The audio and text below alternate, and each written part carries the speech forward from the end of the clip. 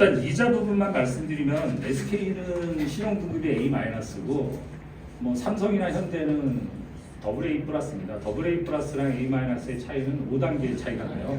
그러니까 AA 플러스, AA 제로, AA 마이너스 이런 식으로 등급이 내려가기 때문에 그 다음에 A 플러스, A 제로, A 마이너스 5단계 등급의 차이가 나는데 이 신용 등급이 한 등급 차이 날 때마다 3년 만기 회사채 금리 기준으로 한 0.25, 0.5% 정도 이 정도 그 차이가 난다고 볼 수가 있어요. 그래서 보통 이제 예를 들어서 삼성물산이 채권을 발행하면 3년 만기 회사채가 2%다 그러면 SK 에코플랜트가 지금 채권을 발행하면 4.5%에 발행을 한다고 보시면 됩니다. 그러면 그런 그 메이저 시공사냐 아니냐를 떠나서 어떤 회사가 시공하냐에 따라서 신용 등급이 있기 때문에 그 신용 등급에 의해서 결국 은행의 보증이 들어가거든요. 은행의 보증이 들어가면은 저희들이 지금 조합에서 내놓은 그 입찰 제안서 지난번 거 이번 건 공개가 안 됐으니까 지난번 걸 보면은 그 입찰 제안서에 이주비 대출 제한을 4% 이렇게 예시를 해놨더라고요. 연 4%.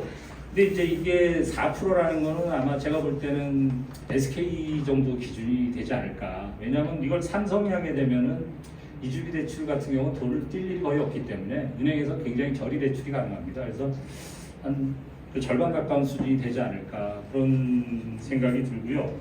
그래서 제가 계산한 거로는 이주비 대출 같은 경우는 이주 기간이 이제 관리 처분인가 후에 2주 후에 준공까지 한 3년 반 정도 기간을 보면은 10억을 만약에 대출을 일으킨다고 했을 때 이 2.5% 이자 차이가 나면 1년에 한 2,500만 원 정도 차이가 납니다. 그래서 3.5년으로 계산하면 한 8,750 정도의 대출이자 차이가 날 수 있어요. 이걸 시공사에 따라서는 그 조합원 부담으로 하느냐 아니면 조합 부담으로 하느냐 이렇게 하지만 최근에 이제 다 조합원 부담으로 이걸 하는 추세거든요. 그래서 이 부분이 이제 우리가 왜 경쟁 입찰을 해야 되냐면 경쟁 입찰을 하게 되면 보통 시공사들이 결국 투표를 정하게 되지 않습니까? 조합원 총회에서. 그럼 투표를 할 때 조합원들의 마음을 흔드는 건 조합원 개인한테 제일 와닿는 게 이주비 대출이거든요.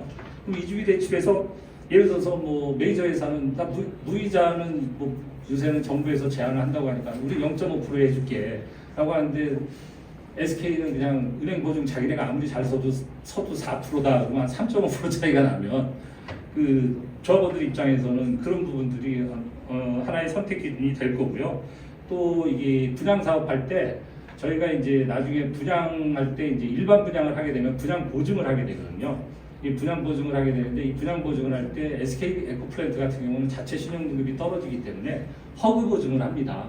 허그에서 보증서를 받아서 보증을 하게 되는데 그 삼성이나 현대 이런 일군 회사들은 자체 보증을 씁니다. 그래서 비용이 안 들어가요. 근데 허그 보증을 쓰게 되면 여기다 제가 그 금액은 안 써놨지만 그 허그 보증을 해서 저희 사업장을 계산을 해보니까 한 3년 반 정도 그 공사기간을 잡으면은 한 50억에서 80억 정도 비용이 들어가는데 현재 사업비의 조합에서는 이 보증료를 안 잡아놨어요.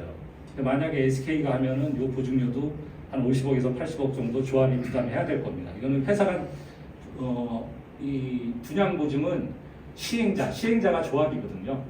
시행자가 부담하는 거지 시공사가 부담하는 건 아닙니다. 그래서 메이저 시공사가 하게 되면 그런 부분도 그 반영이 될 수 있습니다. 그래서 그 조합의 어떤 정책이 당장 공사비 전체 우리 사업비에서 공사비가 차지하는 비중은 56%밖에 안 되거든요. 근데 제가 지금 말씀드린 이자 비용이라든가 보증 비용이라든가 이런 비용들을 감안하면은 실질적으로 이제 저희 조합에서 사업을 할 때 입찰 제안서에 2,800억 대출을 일으킨다고 나와 있는데 2,800억 대출을 일으킬 때 그 대출이자에 따라서 한 100억에서 한 200억 정도의 비용이 차이가 납니다. 그러면 거기서 100억, 보증료에서 한 50억, 그 다음에 조합원들 개개인의 비용이 한 뭐 50억, 100억 이런 식으로 이자 비용만 해도 한 300억 이상의 비용이 들어갈 수 있는데 단순히 공사비가 뭐 연변적이 얼마나 증가되는지 모르지만 그 500억만 증가된다는 걸 가지고 마케팅을 한다는 것은 이해할 수 없는 부분이죠. 그러니까 이 전체 사업에서 이 비례율을 낮출 수 있는 여러 가지 요인들이 있거든요. 이런 이자 비용이라든가 이런 걸 낮추면 비례율이 올라가는 거죠. 결국은 내 부담이 줄어드니까.